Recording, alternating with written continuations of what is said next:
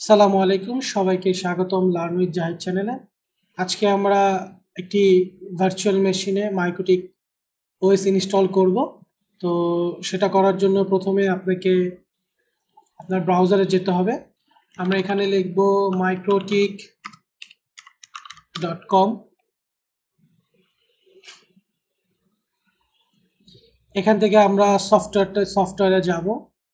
তো এখানে দেখতে পাচ্ছেন দুইটা আছে, একটা বেটা টেস্টিং এবং একটা স্ট্যাবল। আমরা স্ট্যাবল নেব এবং যেহেতু এটা একটা সিডি ইমেজ হবে, আইএসও হবে, তাই আমরা এখান থেকে সিডি ইমেজটা চয়েস করব।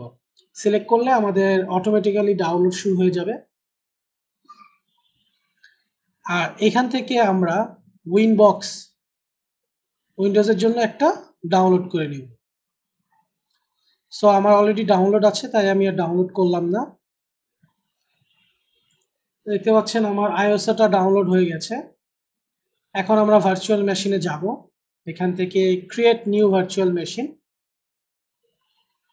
আমরা নেক্সট করব। এখানে ইনস্টলার ডিস্ক ইমেজ, এখানে আমরা আইওএসটা দেখিয়ে দেব যেটা আমরা ডাউনলোড করলাম। আমরা এটা ডাউনলোড করেছি। নেক্সট, এখানে আমরা আধার দেব। নেক্সট, এখানে আমরা পাথ চেঞ্জ করে দিতে পারি। এই পাথটা মূলত আপনার যে ভার্চুয়াল মেশিনের যে ফাইলগুলো বা ডিরেক্টরিগুলো থাকবে সেগুলো এই লোকেশনে থাকবে। আমি এখান থেকে নামটা চেঞ্জ করে মাইক্রোটিক রাউটার নামে দিলাম। তারপরে নেক্সট, এখান থেকে store virtual disk as a single file, এটাকে সিলেক্ট করলো।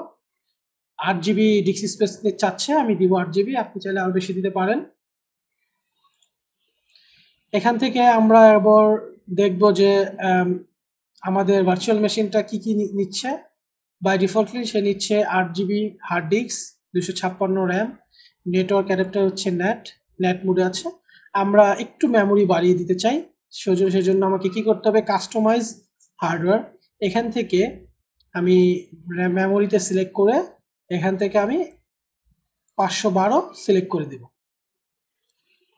এবং ক্লোজ করে দেব। দেখতে পাচ্ছেন 512 সিলেক্ট হয়েছে। এখন আমি ফিনিশ দিয়ে দেব।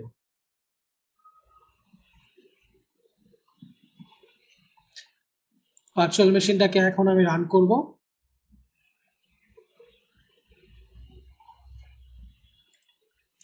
এখানে দেখতে পাচ্ছেন কিছু অপশন আসছে।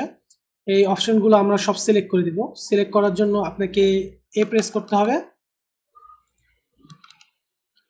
আপনি দুইবার এ প্রেস করলে সবগুলো সিলেক্ট হয়ে যাবে এবং আমি আইন দেব এটা ইনস্টল করার জন্য। এখানে কন্টিনিউ চাচ্ছে, আমি ওয়াই দিয়ে এন্টার দেব। দেখতে পাচ্ছেন ইনস্টল হয়ে গেছে।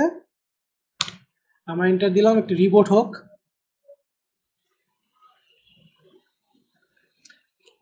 দেখতে পাচ্ছেন আমাদের ওএসটা ইনস্টল হয়ে গেছে। এখন আমরা আমাদের উইনবক্সে যাব। সেখান থেকে দেখতে পাচ্ছেন এটা হচ্ছে আমার নতুন ইনস্টল করা মাইক্রোটিক। এটাকে আমি সিলেক্ট করব।